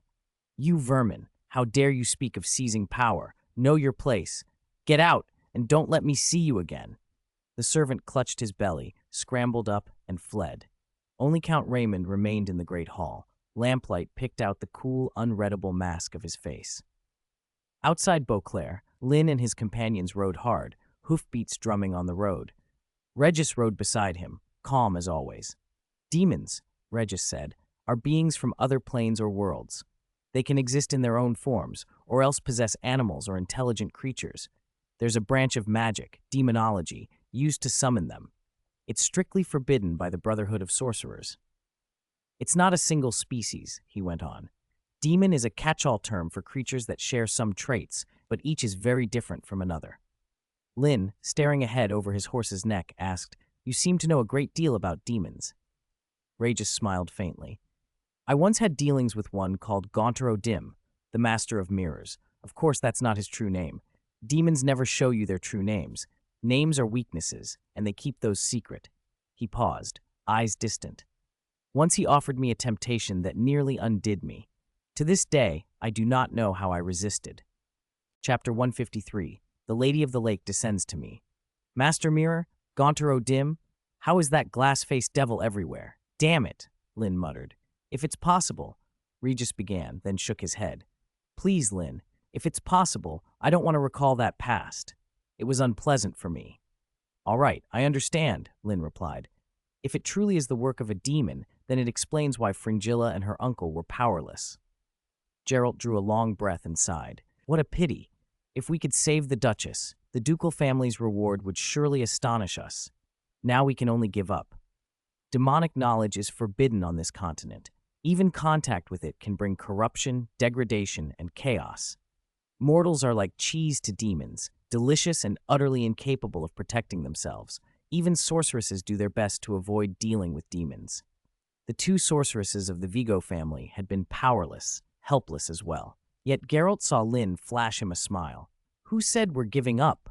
Linn asked. As night fell, the group made camp in the wilderness. Everyone else slept. Linn, on watch, stood alone by the fire and watched the flames. Talking to himself, he said, Fringilla, if you don't show yourself soon, I'm going to bed. The flames twisted. A moment later, a woman of living fire, Fringilla, the same they'd seen during the day, emerged from the blaze. It was an illusion, not the true Fringilla, and Linn bowed with a formal smile. Good evening, lady. How did you know I planted a magic mark on you? Fringilla asked, puzzled. Linn didn't answer aloud. His smile remained inscrutable. Inside, he cursed quietly. From novels, games, and his own experience, he knew sorceresses were never easy to deal with. He'd left the Duchess's court shortly after arriving that day, which would have aroused suspicion. She might already have used a trick. That was why he had probed her. He hadn't expected her actually to have done something. Witcher, have you discovered anything? She pressed. Lady, you've been in the court so long and found nothing. How could I possibly have discovered anything? He replied, keeping his voice light. Fringilla did not believe him. No, you must have discovered something. The way you left was different from how that Viper School Witcher left. Here's a proposal, Linn said. If you tell me what you've discovered, I'll tell you everything I know about those Viper School Witchers, everything I haven't mentioned yet. His pupils narrowed. He knew it. She had held something back. He didn't accept the trade immediately. Instead, he spread his hands and asked, Fringilla, if I may be so bold, what do you think of Duchess Carolbertha? Without hesitation, the short-haired sorceress answered, Huh? May she live long. Linn watched the illusion closely. It didn't look faked. He sighed. Lady, I truly haven't discovered anything suspicious, but after seeing Duchess Carolbertha with my own eyes, I confirmed one thing. What thing? Fringilla demanded. That I know how to save her. Fringilla's face showed surprise. You're not joking? How is it to be done? I can't reveal the specifics now, Linn said. In short, wait for me at the court. When I return, tell me everything I want to know, down to every detail. Early the next morning, the party set off again for Sarai Lake, an inland lake not far from Beauclair. When the sun stood high, they reached the water. The lake was calm, and the air about it seemed to soothe them. The scenery was no different from other parts of Toussaint, yet when they stood by Sarai Lake, a deep, unusual peace settled over them. Linn tied his horse to a tree and walked to the water's edge. The others, who had held questions for a day and a night, followed silently to see what he planned. Linn stopped at the shore, bowed as if to a noble, and said, "Good day, lady." Ripples spread across the placid surface. A golden-haired woman rose from the water, crowned and exquisitely beautiful, clad in a light, ancient Greek-style gown that flowed about her. Her presence was ethereal and pure. "This is the Lady of the Lake?" Maximus breathed, mouth open in astonishment. Though Ribioda was the mainstream faith in Toussaint, some still honored the Lady of the Lake, and even for those who did not, witnessing a deity manifest was not an everyday occurrence. Even Regis, a high-level vampire, inclined his head respectfully. The Lady of the Lake smiled faintly at the group before fixing her gaze on Linn. "Young Witcher, for what purpose do you summon me?" Linn bowed deeply. "Noble lady, forgive me for omitting the full rites, but I have come on urgent business." He indicated Sir Maximus, who knelt. "This is Sir Maximus Norris Maclino, a Ranger Knight of Toussaint. Duchess Carol Bertha, to whom he swore fealty, has been afflicted by demonic power for 2 years. For the sake of the Ranger Knights of Toussaint, who in your name eradicate evil and show mercy to the weak," Linn implored, "I beg you to grant the holy water that can cure all manner of disease and restore Duchess Carol Bertha to health." Maximus's hope brightened at Linn's plea. If the Lady of the Lake intervened, the Duchess might yet be saved. But the lady's next words chilled him. "Young Witcher," she said in that clear, otherworldly voice, "do you not know all mortals are destined to die? Even I cannot rashly interfere in the life and death of mortals." Linn had expected the refusal and had a plan prepared. "Geralt, Regis, Sir Maximus, please step away for a moment. I need to discuss something private with the lady. Thanks to friends who vote monthly and recommend tickets. Thank you for your support." Chapter 154, Say My Name. Maximus still felt as if he were dreaming as they reached the tree line by Sarai Lake. He could hardly believe it. In his life, he had actually seen the Lady of the Lake with his own eyes. She was every bit as beautiful and noble as the legends claimed. Even the radiant Duchess seemed in that moment less sacred, less untouched than the Lady of the Lake. Maximus felt guilty for thinking it, but the feeling would not go away. On the other side, Regis quietly asked Geralt, "Geralt, what do you think Linn will do to convince the Lady of the Lake?" "I don't know." Geralt sounded distant. He found Linn increasingly inscrutable. Earlier the mage had said he had a way to save the Duchess, but who would have expected him to call upon a real goddess? Not only had he summoned her, it seemed he also had a plan to get her to help. If the devout heard how Linn intended to win the lady's favor, they would sputter in outrage. Even Geralt, a veteran of many strange things, couldn't fathom what method Linn could possibly use to make a goddess agree. At Sarai Lake, Linn spoke to the lady in a low, earnest voice. "Noble lady, if I can spread your faith in Toussaint and bring the people of the duchy back into your embrace, will you bestow your holy water?" The Lady of the Lake did not answer at once. Her silence was not refusal, but consideration. The gods of the West drew power from followers. The more believers they had, the stronger they grew. A benevolent deity like the lady would not be led only by gain, but no god truly disliked advantage any more than a mortal disliked wealth. Linn, for his part, was not deceiving the lady. He did have a means of increasing her following in Toussaint. It was almost laughably simple, much like the way that charlatan Pregmon had spread the faith of Ribioda across the duchy. News had already reached everyone. Duchess Carol Bertha had been laid low by a mysterious illness. If the tale spread that the Duchess's life had been saved by a miracle from the Lady of the Lake, many would return to her worship. The lady, for all her grace, could not ignore the prospect. "All right, I will agree," the lady said with a gentle expression.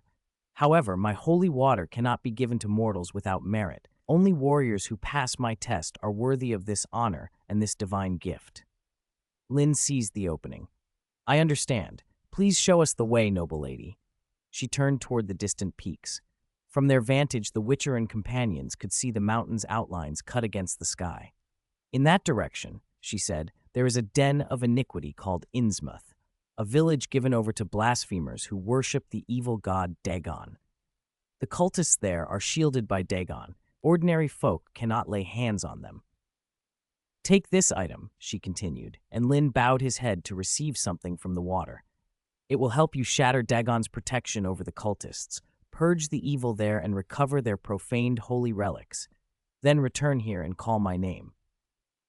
After standing in the chill wind outside Sarai Lake for a long moment, Geralt, Regis, and Maximus watched Linn emerge from the far side of the water. He hurried toward them, face alight. "It's done," Linn announced. "We go to a place called Sanctuary Village, retrieve the defiled and desecrated Holy Grail, and bring it back to the Lady of the Lake to be purified. That should save the Duchess." Maximus could barely contain his excitement. "Master Linn, the Lady of the Lake really agreed to help?" "Of course," Linn replied as if it were obvious. "She promised herself. Do you not believe her, or do you not believe me?" Maximus stammered. "No, of course. It's just, I can hardly take it in. I've seen the Lady of the Lake with my own eyes, and now she might perform a miracle to save the Duchess." Geralt shot Linn a skeptical look. "How did you do it? You didn't sell a kidney, did you?" Only those who did not know Geralt would call the mutants emotionless, cold-blooded things. Once you knew him, you learned he was full of feeling and sharp-tongued. Linn, expressionless, returned the gesture with a single, unbothered finger. A few days later, the group rode to the edge of a swamp swallowed by mist. Maximus, who had watched the Lady of the Lake with reverence, treated Linn with an almost religious respect. Had Linn ordered him to strap alchemical bombs to himself and blow up the cultists, Maximus would have done it without blinking. "Master Linn, you said the cultists are gathered inside?" he asked. Linn nodded. The lady pointed this way. Maximus's face hardened. "This swamp is infamous in Toussaint. Some Night Brothers entered it to investigate and never came back. Master Artorius warned us to keep as far from this place as possible. He said he himself might get lost if he went in." Artorius Vigo was one of Toussaint's court sorcerers and Fringilla Vigo's uncle. If he feared the place, everyone should take heed. Yet Maximus was prepared. If this was what the Lady of the Lake required, if it could save the Duchess, he would go. Geralt looked at the haze with sober eyes. Foggy places rarely meant anything good, lesser foglets, or worse. He paused, then took out a few coins. It was a trick Vesemir had once taught him. If you must enter a place where it is easy to become lost, drop a coin trail to mark your path. Regis, all mild smile and knowing gaze, inclined his head. "Linn, since the Lady of the Lake guided us here, she would not throw us to our deaths. Surely she has made preparations." Maximus's spirits lifted at the words. Linn smiled faintly and reached into his runic leather pouch. He drew out a scroll and tore it open. Gold light exploded from the parchment, washing out in all directions. The oppressive mist over the swamp peeled away like butter beneath heat, revealing wide stretches of fen, and, beyond them, a small village with faint lights glimmering in the gloom. Chapter 155, Innsmouth Haze. "Geralt and I will lead the way. Sir Maximus, you follow us, and Regis, watch our rear." Linn arranged the party positions. The high-level vampire smiled and nodded. "Fine by me, although Linn, after all we've been through, isn't it time you just call me Regis?" Linn had no objection. Maximus did. The Ranger Knight resented being placed in the safest slot. With two Witchers scouting ahead, he needn't fear an attack from behind. He was used to protecting others, not being protected. "Hunter Master Linn, let me scout with you. I can look after myself." Linn smiled. "I don't doubt your skill, Sir Maximus. You know everyone has their specialty. Ranger Knights excel at charging in, Witchers excel at reading the land we're in. Come, let me show you." He produced a copper coin and with a flick of his wrist sent it skittering forward. The coin blurred, streaking toward a reed bed. There was a sharp crack. An explosion of sewage and mud spewed into the air, and the Ranger Knight's face went pale. Most ordinary folk wouldn't have seen what lay hidden in that swamp, but Witchers, with their mutation-enhanced senses, could. To Linn's eyes, the marsh was studded with glittering spike traps, packed so close together the ground looked like a ruined field of teeth. The mist that had cloaked the swamp wasn't natural fog at all, but the work of some relic, the sort cultists might claim to possess from their god Dagon. No wonder the place had endured undisturbed for so long. Maximus fell quiet and conceited. The group advanced slowly, stepping into the Witcher's footprints. Every shallow pool, dense reed patch, and seemingly ordinary hummock could hide a spike. From the blast they'd just seen, one of those traps would tear a person in half. They walked in single file for some time. Then Linn noticed an odd, trapless puddle. He crouched, fished something from the grime, and wiped it clean. A pendant, so corroded the image inside was blurred beyond recognition. "What is it?" Geralt asked. Maximus hurried up, peering over Linn's shoulder. He took the pendant into his hands, stroking the metal as if it might tell him more. This is Thorin Oakenshield's pendant. See the crest? He was once captain of the Duchy Guard, one of the few non-humans ever to serve the Duchess. He lost his wife to murder some years back. He drank himself out of the captaincy and vowed to hunt every evil he could find. Then he vanished. People said he died in a cave fighting monsters. Maximus looked up, eyes full of sudden cold. "I never thought it was a cave. I think he died here." He could imagine it, Thorin stumbling in the fog, stepping on a hidden spike, and being gone without a trace. The village in the center of the swamp rose out of the haze not long after, rotten and collapsed with a decay that was not from fire but from long neglect. Water pooled in every yard and the buildings wept damp. "What in the world?" Maximus muttered, staring at a house wall encrusted with barnacles. Linn stopped his hand as Maximus reached for his sword. "Relax. Those are barnacles. They don't bite." Maximus's confusion made sense. Toussaint was landlocked. Many of its folk had never seen the sea. More disturbing than the barnacles was the silence. Where there should have been barking dogs and the clucking of hens, nothing stirred. No bird song, no insect hum. Even with the Witcher's heightened senses, the village was eerily empty of life. "Linn, Geralt, come here," Regis called. They hurried to him. Near Regis, a long trail of footprints led away toward the mountain behind the village. Linn half squatted and frowned at them. They were not boot prints, nor human footprints. They were webbed. Geralt studied the marks. Not human? When one thinks of webbed feet, drowners or merfolk come to mind. Yet the village's architecture and signs of human habitation said the people who'd lived here had been human once. They followed the trail. After 10 minutes, they came upon a cave mouth by the swamp. A few villagers stood guard with pitchforks. But these were not normal villagers. Each figure was stooped, hair thin and sparse. Their eyes bulged like a fish's, and their chins quivered with a rhythmic, gill-like motion. Most striking were their feet, thick webs stretched between elongated toes. The Witchers and their companions stared. The creatures at the cave's entrance watched them back, pitchforks clutched in hands that looked as if they had been remade by the water itself. Chapter 156, Licking to the End. They crouched in the reeds, watching the cave from a distance. From the footprints and scattered tools, Linn judged that the Innsmouth cultists were all hiding inside, but they wouldn't open the cave willingly. "Sir Maximus, you and Regis, stay here," Linn ordered.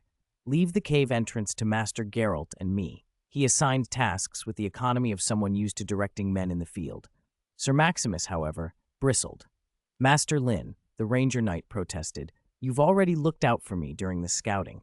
If I sit this one out now, my honor will be sullied. Let me fight." Linn halted him without hesitation. Heavy plate might be no handicap on firm ground, but on wet, slippery marshland it would be a liability, like French knights bogged at Agincourt, swallowed by mud and arrows. Witchers couldn't afford to be romantic about honor. "No," Linn said gently. "Not here. Stay put." He soothed the knight and turned to preparations. Even if it was only a handful of cultists, they couldn't rule out reinforcements hiding deeper in the cave. Complacent Witchers tended not to live long. Linn drew several vials from his enchanted pouch, bottles of superior Patry's filter, and handed half to Master Geralt. He also produced a pair of superior cat potions and offered them. Both drank. In alchemy, Linn rivaled Vesemir himself. Even Geralt could benefit. The Patry's filter acted faster than common potions, and within moments the telltale burn of toxins showed on their faces. They exchanged a look and sprang from the reeds. Linn and Geralt descended on the cultists at the cave mouth like hungry ice wolves. Linn's master-grade silver sword flashed, throwing a bright arc as it buried into a cultist's shoulder before he could even draw a breath. The man's eyes went glassy. He dropped to his knees, blood spurting from his mouth. Linn felt a faint warmth travel up the blade as life drained from the corpse. He released the sword and moved, twisting aside a pitchfork thrust. With one hand, he seized the shaft and slapped the wielder in the chest. Ard! The sign, amplified by superior Petrie's filter and Linn's mutation enhancement, detonated with savage force. The cultist's body convulsed, internal organs ruptured, and his back blew outward. Linn discarded the bloodied pitchfork and pulled his sword free. Spinning as if he had eyes in the back of his head, he arcs the blade in a perfect semicircle and split the skull of an attacker who tried to cross behind him. Geralt dispatched 3 cultists on the other side. In the space of a few breaths, the entrance was cleared. They waved Sir Maximus and Regis over and entered the cave together. Inside, the light was thin and dampness seemed to hang in the air. Water dripped intermittently. The floor was slick and treacherous. Every step required care. There were no other tunnels, only a straight, descending path. After several minutes, they came to a dark pool that blocked their way. Regis stepped forward. Linn, this time I should scout ahead. You, Master Geralt, and Sir Maximus, stay behind. He lowered his voice politely. Underwater combat is a weakness even for a witcher. Linn and Geralt exchanged a look. Both knew Regis's true nature. He was no mere barber surgeon, but a high-level vampire, someone near immortal. Few things could truly threaten him besides comparable vampires or legendary sorcerers like Alzur. Very well, Linn said. Go ahead, Regis. Sir Maximus, who knew only the barber-surgeon facade, was bewildered. Regis smiled, winked, and to the knight's astonishment dissolved into a silver mist that plunged into the pool with barely a ripple. Maximus gaped. Geralt merely snorted. Of course. Linn couldn't resist a tease. He bowed exaggeratedly to Geralt. Would you be so kind as to remain here with this humble one? Geralt's eyes bulged. Linn, are you Yennefer's illegitimate younger brother? Your tone is terrifyingly familiar. Linn grinned.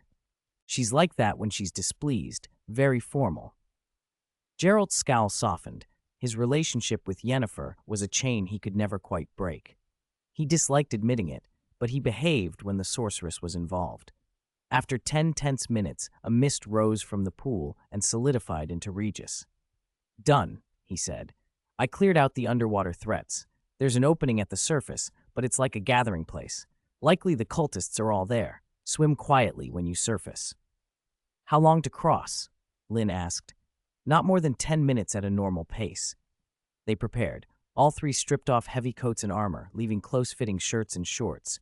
Linn had given Geralt Petrie's filter, and both had taken superior cat potions. The dimness would not trouble them. Regis had his natural dark vision. Sir Maximus, without such advantages, was nearly blind under the water, so Geralt and Linn flanked him and guided him onward. Floating corpses drifted past them. Cultists dressed the same as the ones at the entrance, mutated in similar ways. They were freshly dead. Linn realized Regis had slain them during his reconnaissance. A faint light showed ahead. Summoning their last strength, Linn and Geralt pushed to the surface with Sir Maximus. Regis, already there, cupped a finger to his lips in a shushing gesture. Linn nodded and looked around. They had emerged into a vast chamber the size of a stadium, clearly shaped by hands rather than nature. The floor was level and open. At the far end, in the deepest part of the cavern, a towering statue stood on a plinth above a roiling stone basin. The figure was humanoid and stood nearly 4 meters tall. Its face was featureless except for a single enormous mouth from which seawater constantly dripped. Dozens of cultists knelt before it, chanting. In the center, a priest in a long robe and a strange crown stood apart from the others. His fish-like eyes turned as if hearing something beneath the world and fixed on the small group who had just crawled from the water. Then he screamed, a high, piercing shriek, and the kneeling cultists snapped to attention. Chaos erupted in the cavern. A harpoon hissed through the air. Orange-yellow light flared as it struck the Witcher, His master-level Quen shield absorbed the blow without effort. Linn responded by hurling a superior dancing star bomb. It detonated on the cultist who had fired the harpoon and consumed two others standing beside him. He flashed forward, slipping past the cultist in front of him, and drove his master-level silver sword without hesitation into the man's throat. Another cultist tried to strike while Linn's blade was still embedded in his companion, but Linn reacted faster. He used the man with the pierced throat as a human shield to block the incoming blow, then spat the Igni sign from below. Flames licked up and engulfed the attacker's legs. The cultist screamed in panic, and Linn ended his suffering in a single, clean swing, severing his head. While Linn rampaged through the front line, Geralt and Maximus were slaughtering in their wake as well. Geralt moved much like Linn. Both had been trained by the same master, wielding his sword with acrobatic grace. It was beautiful to watch and deadly in practice. Maximus's style was starker, much like in Velen, shield to protect, longsword to kill, with the occasional shield bash to stun. Brutalist of all was Regis. Using his vampiric power to become mist, he slipped through the crowd and tore cultists apart. No ordinary human could stand against a high-level vampire. The cultists kept coming like a tide, fearless and endless, but the three men and one ghost held like a stone wall. Then the Witcher medallion on Linn's chest began to tremble violently. His pupils narrowed. He cast an Ard to repel the attackers on his front, then tossed two more superior dancing star bombs, blowing the repelled cultists to pieces. Seizing the opening, Linn scanned beyond the bodies. At the rear of the cultist ranks, a priest and several elites, far different from the ordinary throng, stood before a painting of the dark god Dagon performing a ritual. It was nearly complete. The priest's robe burst open, revealing a body leaner but stronger than the average cultist. The elite attendants began to chant in a language that was neither common speech nor any known ancient tongue, an indescribable, garbled noise that set the teeth on edge. The priest laid his hands on two of the elites. Their bodies withered as if wax melting. Flesh bulged under the priest's hands and slid into him as though he were absorbing their blood and meat. The more he absorbed, the more his body contorted into something non-human. When he had taken in all the elites, the priest had become an enormous, grotesque thing, nearly 2 meters tall, with a fish-like head and several twitching tentacles dangling from his jaw. Its mouth opened wide in a terrible, toothy roar. "What the hell is that?" someone cried. Maximus had a momentary lapse in attention and felt a short blade stab his abdomen. Luckily, before he joined the fray, he'd been covered by two other Witchers, and Regis had helped him pull his heavy armor back on. The blow hadn't pierced the plating. Furious, Maximus slammed his shield into the cultist's skull, dazing him, then slit his throat with the longsword.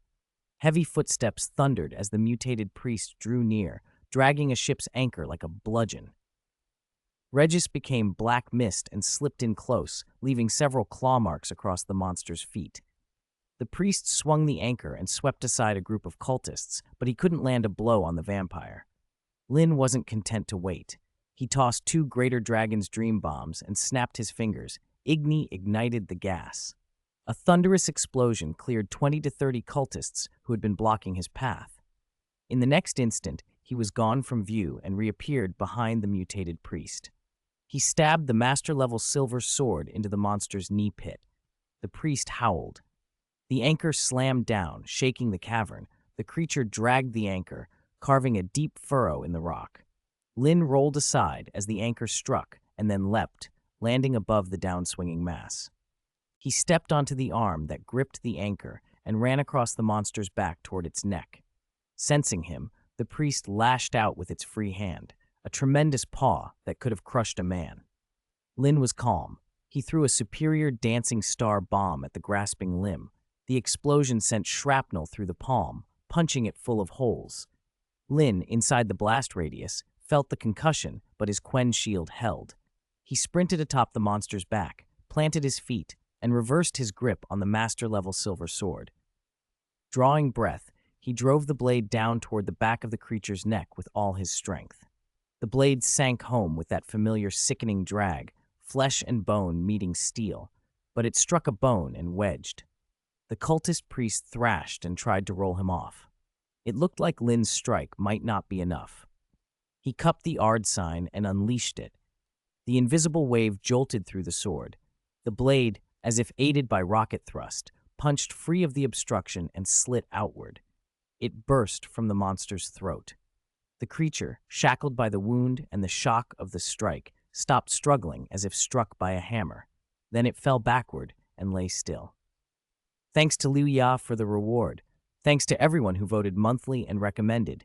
Thank you for your support. Chapter 158, Dagon is a god, and so is the Lady of the Lake.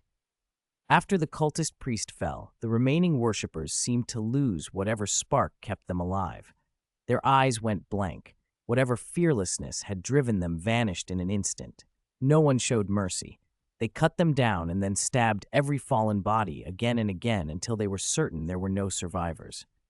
Linn walked over to the portrait the cultists had knelt before. That was when he realized something was wrong. The depiction of the evil god Dagon felt unnervingly alive, as if it were more than just paint on canvas. The longer he stared, the more a dark aura pressed against his mind, like cold, wet tentacles licking at his thoughts. He tried to look away, but the world buckled. Suddenly, he was in a pitch-black sea. A massive, shadowy shape loomed before him, indistinct yet unmistakable from its outline. The portrait's owner, Dagon. Funglui monaf Cthulhu rale wagana golftang. A cryptic whisper rang inside his head. Linn frowned. Gritting his teeth against the discomfort, he crossed his hands and formed a sign. A soft white light wrapped him, and the whispering retreated. Heliotrope sign, the sixth of the Witcher's 5 great signs. Its purpose to repel magical assaults, especially attacks on the mind. With a master-level heliotrope warding his thoughts, the dark illusions could no longer reach him. In moments, the vision dissolved. He blinked and found himself back in the cave, though a cold prickling remained under his skin. He pulled up his attribute panel and saw a line of golden text he had never seen before. Status, Deep Sea Mark. You have been marked by the evil god Dagon. If you enter Dagon's domain, you will immediately suffer his endless wrath. Linn, what's wrong? Someone asked. The others had noticed. Geralt kept scrutinizing him with an expression of barely suppressed unease. Regis said nothing, but worry showed on his face. Only Sir Maximus, unfamiliar with magic, saw nothing unusual. Don't worry, I'm fine, Linn said, forcing a smile. The air here is foul. Let's move. We should get out. Linn wasn't overly alarmed. The Dagon worshipped by the people of the marsh was only a shadow of the true god, a distant echo separated from its main body by an unknown gulf. Even this avatar had come only through a rare alignment, a conjunction of spheres, and that was why future Witchers would treat Dagon like any other boss to be farmed. Besides, Dagon was a water god, and the Lady of the Lake was a god too. He could ask her to remove the mark when he turned in the contract. If she could not, he could simply avoid lakes and oceans. A water god could surely not be expected to stalk him across dry land, could it? They left the swamp and returned the way they had come, the burned village behind them still smoldering. Before they left the place, they set a few more fires of their own, crude, practical purifications meant to cleanse the land of the remaining corruption. On the walk back to Serai Lake, Sir Maximus kept stealing glances at Regis. The high-level vampire pretended to study roadside plants, ignoring the Ranger Knight's gaze, until Maximus's stare became so insistent that Regis obligingly shifted his eyes to give the knight a chance to look away. When they camped to rest, Sir Maximus volunteered to gather firewood and asked Linn to come along. They found plenty of fuel near the site, but as they prepared to return to camp, Maximus hesitated. "Wait, Master Linn," he said. "Don't be in such a hurry. I wanted to speak with you privately." Linn gave him a look that was part understanding, part amusement. Maximus faltered. "It's about Regis." "Regis?" Linn said. "May he live long." Maximus swallowed and blurted it out. "No, I mean about his nature. Master, aren't you a Witcher? Haven't you spent your life hunting and killing things like him?" Linn smiled. "Witchers only kill monsters that harm people." Maximus blinked. "You mean Regis won't harm people?" "But," Linn's smile widened. "You want to say a monster is a monster, but don't forget, Sir Maximus, if not for him, the Lady of the Lake's contract would have been significantly harder to complete. He directly helped save the Duchess. Isn't that enough to ease your concerns?" Since we met him in Brugge, he's had more than one chance to dispose of us. He didn't. Why do you think that is?" Maximus considered this, and his expression softened. "Well, I suppose you have a point." Linn let the tone take care of the rest. "Look, I don't agree with those elves who pillage in the name of freedom, but I'm no bigot, and humans can be cruel to their own in ways you may find worse." Maximus licked his dry lips. "So you know what he actually is? I mean," he couldn't bring himself to say the words aloud, but Linn understood. "He is a high-level vampire, powerful and dangerous, far beyond the ordinary bloodsuckers." "A vampire?" Maximus exclaimed, automatically reaching for his neck to check for bite marks. Chapter 159, Linn is here. The Duchess is saved. "Relax, sir. He's a blood-abstaining vampire, not a blood-sucking one. Blood-sucking vampires, as the name implies, still feed on blood, not necessarily human, nor necessarily intelligent beings, but the blood of intelligent creatures tastes far better to them. Blood-abstaining vampires, on the other hand, are those who have mastered their hunger and no longer consume blood." Linn told a small lie then. "Beyond that, I'm not sure. If you're curious, you can ask him yourself." In truth, he knew more than he let on. The rest were Regis's private matters, and it would have been improper to reveal them without Regis's consent. Maximus, the Ranger Knight, seemed to read Linn's thoughts. "So that's why you don't hunt him? Because he's a blood-abstaining vampire?" Linn corrected him, calm as ever. "He's a blood-abstaining, high-level vampire. That's one reason. Since we're on the subject, sir, I hope you'll swear on your knight's honor to keep Regis's identity secret." He could have hidden his identity at the cultists' gathering, but he didn't. Despite being a monster, his conduct is honorable. Still, there are people in this world who, instead of thinking rationally, will blindly judge others by race, origin, or other arbitrary things. Worse, they refuse to listen to reason. Linn's voice grew firmer. "When I say those people, I don't mean the humble common folk. I mean even men you call your brothers in arms.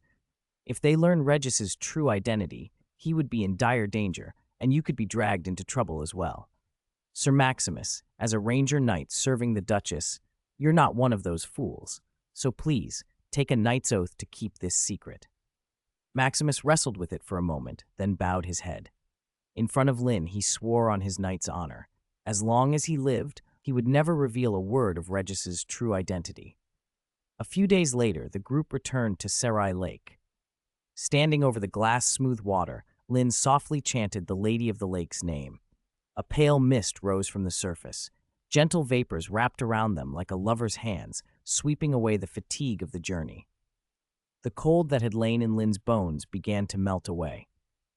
The Lady of the Lake emerged slowly from the depths, her bare feet resting on the water. She greeted them with a serene, holy smile. "Well done, warriors. I sense you have cleansed the den where the evil god Dagon was worshipped."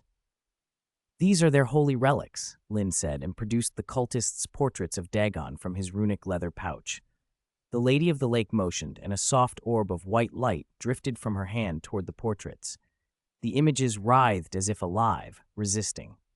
The white light surrounded them like a cage, growing brighter and hotter until everyone stepped back from the sudden heat. With a final flare, the light shattered into motes, and the portraits evaporated. Not a scrap of cloth remained. "I see, young warrior, that you bore his mark," the Lady of the Lake said. "When you enter his domain, you draw his wrath. But do not fear, I will cleanse this mark. Step forward." Linn walked to the lake without hesitation. "Close your eyes and do not resist." An invisible force cradled his body and slowly lowered him backward into the water. It was warm and comforting, not the icy chill he had imagined. The internal chill he'd felt for so long ebbed away. A few minutes later, the same force lifted him back onto the shore. He opened his eyes and checked his attribute panel. The deep sea mark was gone. In its place, a new specialty appeared, Detect Evil, specifically calibrated to sense evil gods and their chaotic minions, the Zeph, revealing them when they approached the Blessed One. Linn had expected the Lady of the Lake could remove the debuff, but he still bowed in gratitude when she did. She smiled and beckoned once more. From the depths, a gem-encrusted chalice rose between ripples of light. "Take this chalice. When you need it, holy water strong enough to banish demons will appear within it. It is single use. After it is emptied, you must return it to me. Also, young warrior, I have further plans for you. We will speak of them when you bring the chalice back. Beauclair Palace. Fringilla's hands trembled as she fed the holy water from the chalice, drop by precious drop, into Duchess Carolbertha's mouth. Count Raymond and the other ministers watched the Duchess lying on the bed with bated breath. When the last drop was swallowed, a small miracle began to unfold. The black lines modeling the Duchess's face slowly lightened and receded. She still lay unconscious, but her complexion had visibly improved. Fringilla placed a cool hand on the Duchess's brow and chanted softly. A faint green glow pulsed from her palm. She closed her eyes, concentrating, then drew back and turned to the waiting Count Raymond. "The Witcher succeeded," she said quietly. "The demonic power within the Duchess has been completely cleansed." Relief swept the room. Count Raymond relaxed visibly, but one question still nagged him. "Then why hasn't the Duchess woken up yet?" Fringilla answered gently. "She is old, and the demonic torment has been long. Her body will need time to recover." Count Raymond nodded. He then addressed Linn, Geralt, Regis, and Sir Maximus with genuine gratitude. The frost of their earlier meeting was gone. "Masters Linn, Geralt, Regis, Sir Maximus, I am Raymond, as regent, and on behalf of Toussaint, I thank you for your service to the Duchess and to our land." His thanks were practical as well as verbal. He handed each of them 450 florins, Nilfgaardian florins, the empire's currency circulated among its provinces and vassal states. At current exchange rates, 450 florins equaled roughly 5,000 orens. The florins' value depended less on gold content and more on the fortunes of the Nilfgaardian economy. Victories and the spoils they brought could strengthen it, while prolonged war and debt could erode it. Count Raymond called the money in advance, promising a heavier reward should the Duchess fully awaken. Chapter 160. There is only one truth. Over the next 2 days, Linn, Geralt, Regis, and Maximus remained in the palace and were treated like nobles. After 2 days of decadent luxury, Linn couldn't help but sigh. No wonder so many people would claw and trample others to rise up. The pleasures and privileges of being above everyone else were intoxicating. Even the food and drink here, though the magical world's productivity exceeded medieval Europe from his home, couldn't match what an average 21st century citizen was used to. But the real satisfaction came from the privileges power brought. People always on call to serve you, a circle of loyal retainers you could cultivate. One word from you and they would remove any obstacle. With a little more influence, you could do far greater things. Still, even as he indulged, Linn kept working. He used the sound transmission box to tell Triss to intercept Pal Merlin, Milton, and their party, who were already on their way to Novigrad.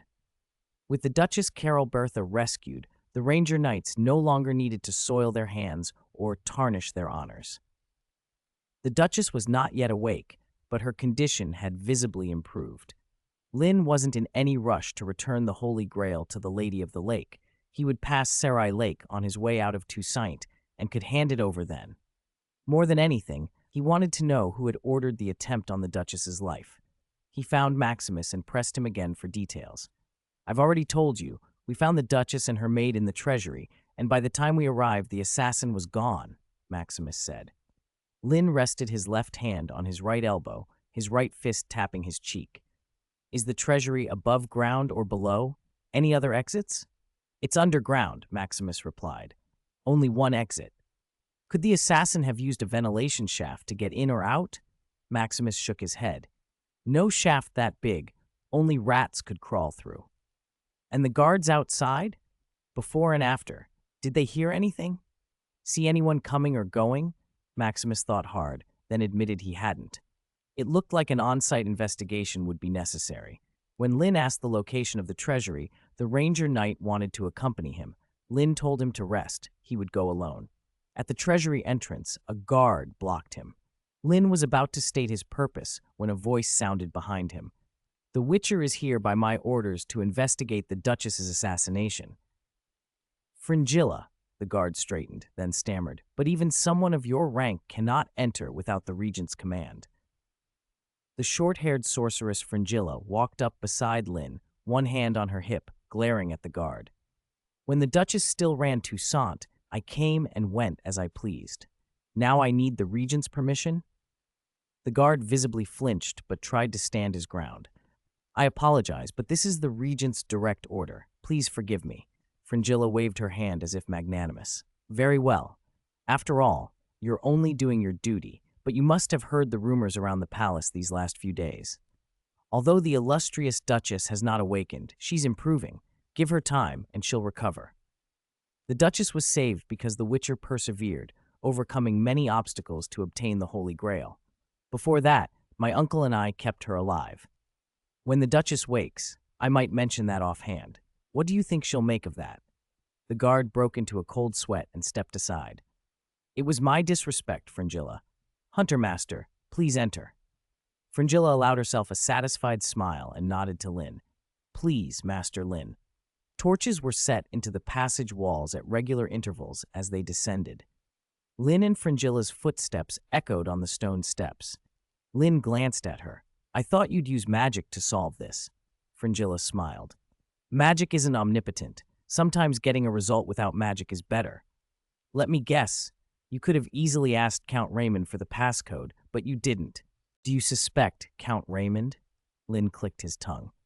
If you start from the outcome, Count Raymond certainly looks suspicious. Before and after the attack, the guards outside the treasury noticed nothing. The assassins vanished as if into thin air. No one knows how they left. From a conspiracy angle, that suggests someone distracted the guards to let them come and go. And the biggest beneficiary of the Duchess's death would be Count Raymond. If she dies and her daughters are still minors, Toussaint's power would fall into his hands.